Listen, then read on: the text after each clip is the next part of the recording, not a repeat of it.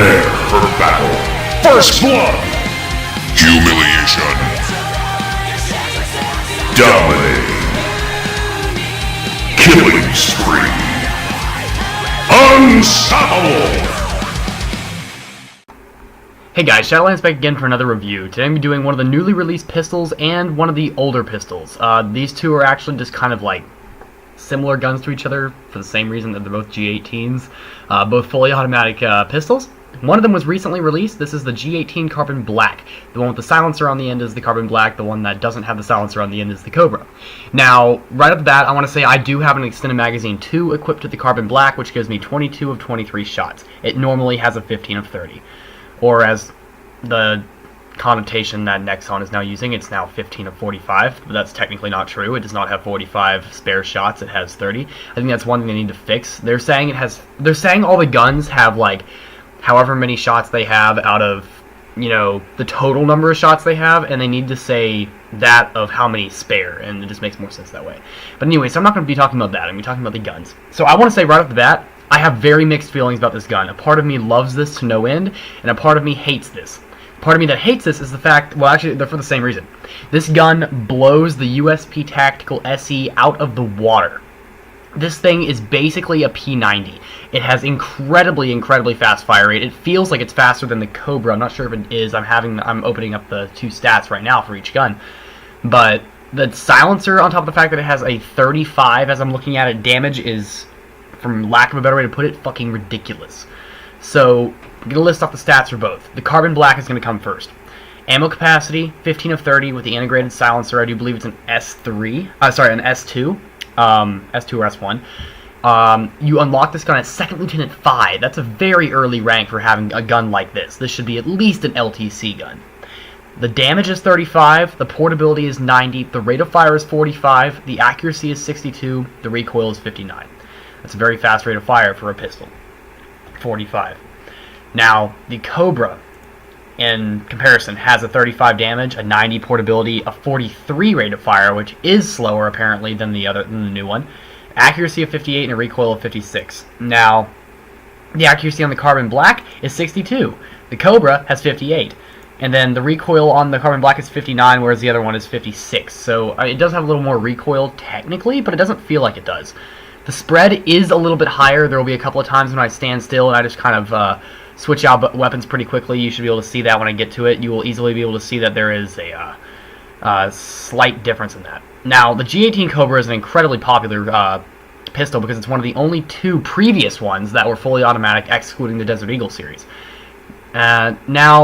Now that we have this gun out, I'm honestly thinking Nexon is a little bit crazy. They should not have released this. This should have been an NX rare weapon, because the G18, I do believe it's the Chrome, is not that great. It may have the, additional scope on top and the silencer, but guess what? The GP one has that too, and you can actually pick your type of scope with this, and they're not exactly expensive, so it's not that big of a deal. On top of the fact that it also has the same ammo capacity as the GP variant. And if you look at it, the GP variant of the, the ammo capacity of the GP variant and the Chrome is actually 15 of 30, which is a total of 45. Now, the G18 Cobra, the NX standard, only has 20 of 20. That's 40, if you guys can do your math. So, one thing I do like about the G18 Cobra and I think the Chrome has this. I've not really used the Chrome yet, so I don't really know. I just know some of the stuff I've read. But one of the things that I know for a fact is that the Cobra has semi-automatic, which is like single fire, and automatic. However, the the Carbon Black has an automatic and a burst mode. It does not have a single fire. So that can be bad in some situations if you guys prefer tapping sometimes. I know in some cases I prefer tapping as well. So it's just kind of what you guys prefer. Now, I am going to open up the G18 Chrome as well real fast, if you guys give me a second. The G18 Chrome has a damage of 35, portability 90, rate of fire 45, accuracy 69, and recoil 55. So it's basically the same thing as the Carbon Black, my bad. I keep wanting to say SE. The recoil is just 4 points lower. The accuracy is up from 62 to 69, so that's actually a pretty nice boost. So the G18 Chrome is obviously still the best of the three, but I would actually rank the G18 Carbon Black second best. It's all around better than the actual NX variant. So if you're thinking about getting the NX variant, you don't have it yet, I would save your money or maybe get the Bushmaster instead, which might be a little more worth your time, especially if you put an S3 suppressor on it. Might be more worth it to you. Although an S1 to reduce recoil wouldn't be a bad idea since you can't put a scope on the gun anyway. It's entirely up to you guys. So, I did a little bit of different gameplay here this time, guys. I did some, not OMA, Elim, but it felt like an OMA game because my team was really just getting raped the entire time. I actually didn't do half bad. And I have to give props to OMA, the guy who was on the other team. I think his name was OMA Freedom or something like that. He's actually a new member of my clan. He joined my clan immediately after this game. He's an incredibly skilled player. He went through the entire process of getting verified as legit, and I am proud to have him in my clan. So shout out to you, man. Thank you for joining. Hope to see what you can do in Clan War. Now, some other variants of the G18 series, or the G series, as you guys may know, the Glock series, James Bond's favorite gun. There's the G18, which is just G18.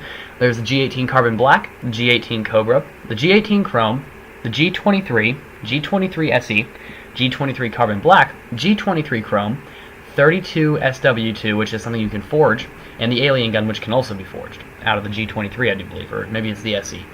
But anyway, so those technically aren't real variants. I guess you could say they're cousin variants almost. But also, I suppose the G18, the original one, is fully automatic, but it is also a pretty high rank weapon. Let me check what rank you get that gun at. That is a 2nd Lieutenant 2 weapon, and it is burst fire and semi-automatic, so it's one of the reasons that the G18 series is popular. But on the other hand, so the others have full auto, and that's kind of a new era thing. Those haven't been out for a very long time, and they're very, very nice to have. I would suggest everyone have at least one of them. I wouldn't suggest the Cobra. I would suggest the Bushmaster over them. But in all honesty, if you really like the Cobra a whole lot, go for it. It's not a bad gun by any means, but there's just better. It's very, very loud. That's one of the things I don't care about the Cobra so much for. Now, as I said at the beginning of this is actually the review for both of the Carbon Black and the G18 Cobra. This is the review for both of them. It's not going to be two separate reviews. I got good gameplay when I happened to be using both of them. I was actually planning on just doing the Cobra at first and doing the other one next week sometime, the new one next week, but I ended up getting good footage of both of them, so I decided I would go ahead and do this. If you guys have the G18 Carbon Black or have access to it, I suggest you guys hang on to this gun as long as you can. I wouldn't even bother waiting for the USP Tactical SE anymore, and honestly, that's one of the reasons I hate this. I told you at the beginning, it's a love-hate relationship. Love it because it's an amazing pistol. I love it. It's going to be my new favorite for a long time. But the thing I don't like is the fact that it takes away the glory of wanting to get to the USP Tactical SE. That still feels like the ultimate gun to me, and I absolutely am gonna... I kind of feel sorry. I kind of feel bad about not having a drive to get it anymore. I really was looking forward to getting that weapon. Now that I've got the L9 Gile, the only weapons I really have to wait for anymore are the M416 Camo, which is going to be a lot of fun to use. The Air Force is always kind of cool, even though I now have my M107 CQSE back. And just a lot of fun guns that I'm looking forward to using. The L9 Gile I just got access to at Kernel 2, and I have the USB Tactical SE. Sorry, the Tactical that I'll have access to very soon. I was saying the SE before, it's just the Tactical, my bad. But thank you guys for watching this review. I know it was rather short, but thank you for watching this review, and I will see you guys in the next video. Rate, comment, subscribe, and I will see you guys later. Shadolance out. You know what? Given the intelligence of the people who watch this show, this is probably a good thing to teach. Because my guess is when they're not trying to operate heavy machinery with their butt cheeks, they're probably trying to do something stupid like this! I mean, what else could you possibly teach that would be as stupid as that? Even you can learn something from a sloth. Fuck this show!